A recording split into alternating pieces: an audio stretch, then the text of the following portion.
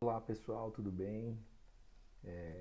Como eu tinha prometido para vocês, vou gravar uma videoaula, porque na aula passada a gente não conseguiu desenvolver esse conteúdo.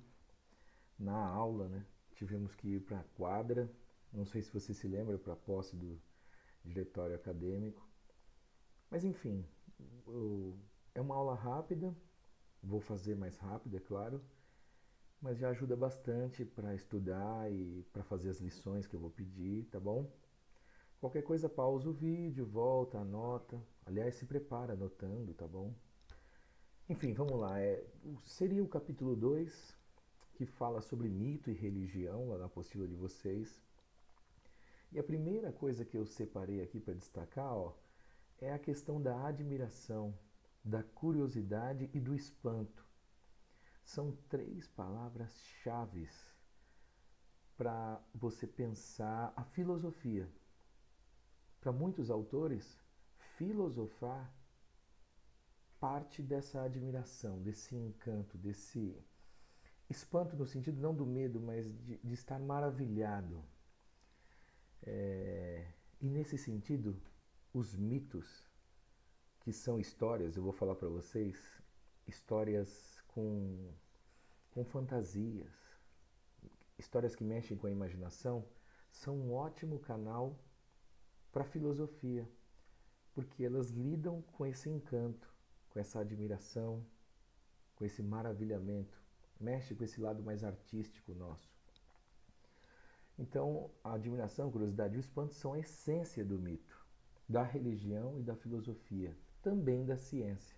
Muitos cientistas partem dessa imaginação fértil, desse pensar e se encantar para poder criar algumas teorias.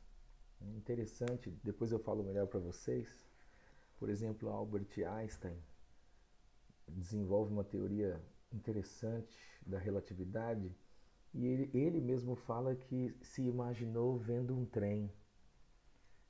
É impressionante. Ele fala que pensando, imaginando uma situação num trem, ele desenvolveu uma teoria bem pesada na física.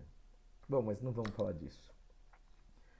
Fiz uma pergunta aqui para vocês, né? Se eu te contar uma história, como poderia prender a sua atenção?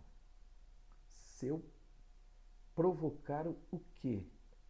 O que eu poderia provocar para ter a sua atenção?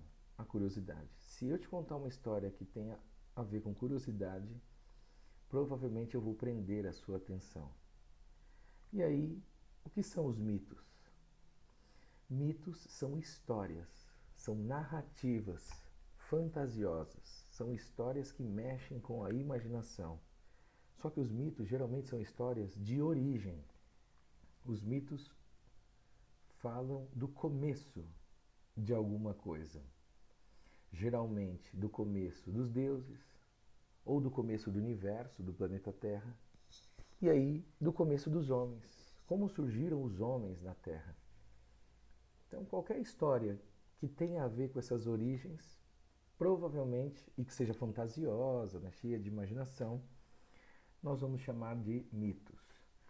Separei aqui para vocês algumas principais características.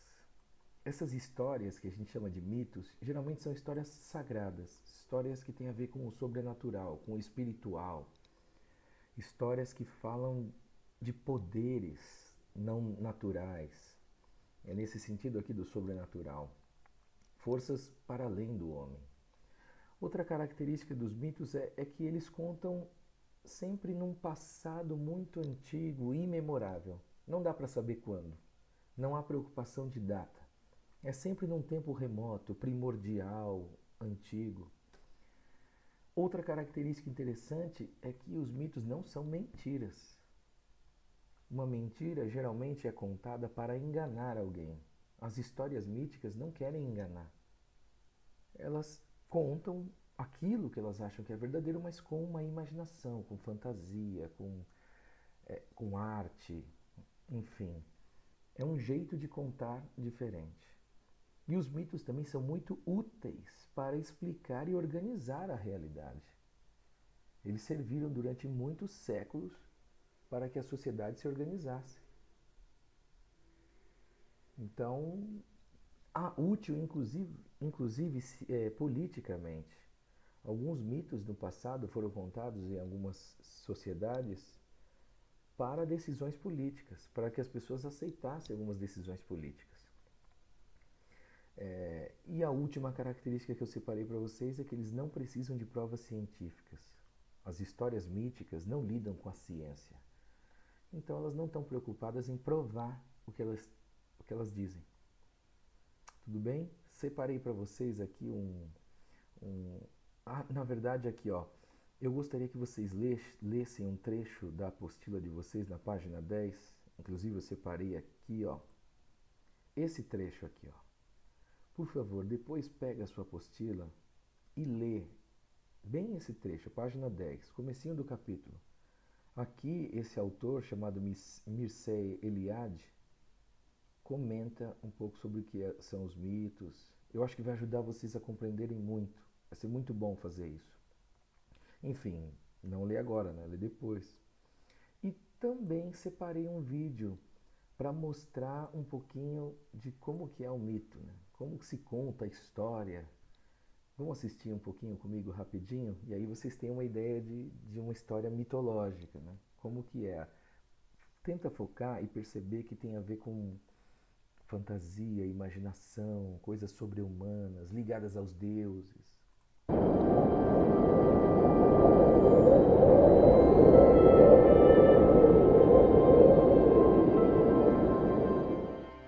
No início, só existia o caos. O mundo era formado por uma massa confusa, onde todas as coisas já existiam, mas se encontravam completamente misturadas, formando um grande vazio de sentido. Este período caótico durou muitas eras. Foi quando Gaia e outras divindades primordiais começaram a colocar ordem onde antes só havia o caos. Assim, a Mãe Terra, sem ajuda de nenhuma outra divindade, gerou Urano, o Deus Céu, aquele que reinaria sobre todas as coisas. Todas as noites, o grande Deus se encontrava com a deusa Gaia. Estes encontros geraram muitos filhos, como os Titãs, os Ciclopes e os Hecatônquiros. Por esses filhos serem muito poderosos, o Deus Céu temia ser destronado por eles. Por isso, assim que nasciam, Urano os aprisionava no ventre da mãe, no lugar que ficou conhecido como Tártaro. Gaia era obrigada a conter dentro de si seres divinos e portadores de poderes colossais. E isso lhe causava uma intensa dor. Após muitas eras de sofrimento e subjugação, Gaia ficou cansada da tirania de Urano e começou a tramar uma forma de derrubá-lo. Assim, ela libertou o Titã Cronos, que era o seu filho mais novo e o mais ambicioso, e suplicou para que ele a libertasse da tirania de Urano e que Cronos tomasse para si o direito de reinar sobre o universo. O ambicioso Titã aceitou a difícil tarefa imposta por Gaia. Para realizar esta missão, sua mãe lhe entregou uma foice de diamante. Então, Cronos partiu para o Palácio Celestial de Urano.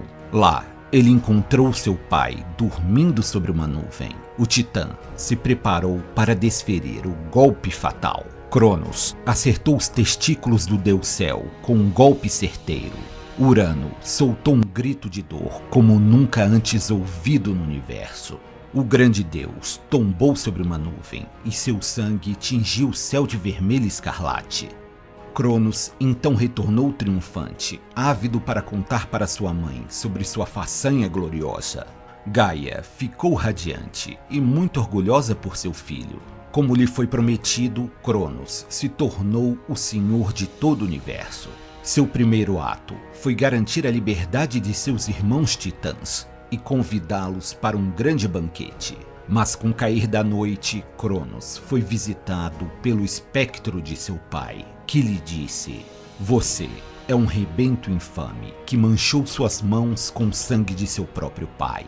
E do mesmo modo que um dia usurpou o poder supremo, irá também um dia perdê-lo."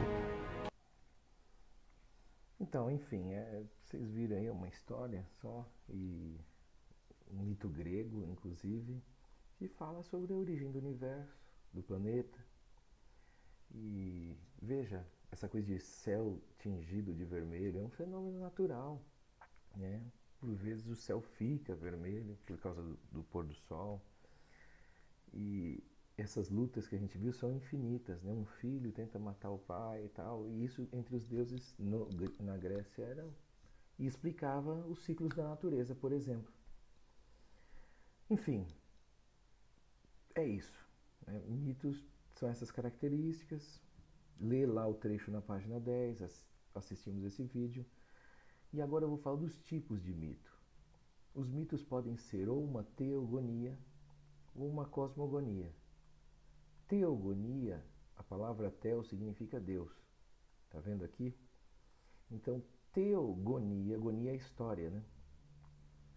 É uma história agonizante, uma história emocionante, uma história viva, né? Então, teogonia são as histórias, mitos das histórias de origem dos deuses.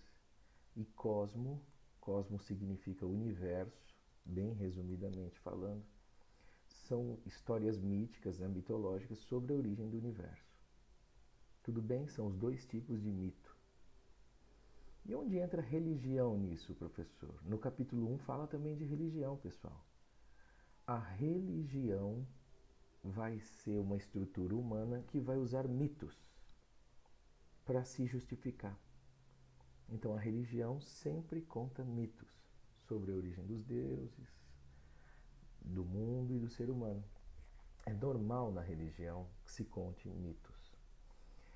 O que significa religião? É a junção de duas palavras, ó, re mais ligare, ligar. Religar.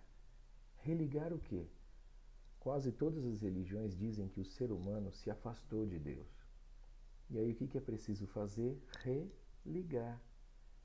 Por isso religião é importante, porque é a religião que me religa a Deus. Sem a religião, o homem não consegue se religar a Deus. Por isso que a gente fala que religião é um tipo de caminho. Ela sempre vai dizer o que você tem que fazer para se religar a Deus. Por isso que ela tem leis, doutrinas, ensinamentos e também os rituais. Toda religião tem rituais. Bom, além de usar as narrativas míticas, né, a religião sempre tem como fundamento a ideia da morte. A morte é a grande separação. Então ela vai oferecer caminhos para superar a morte, contando mitos, né?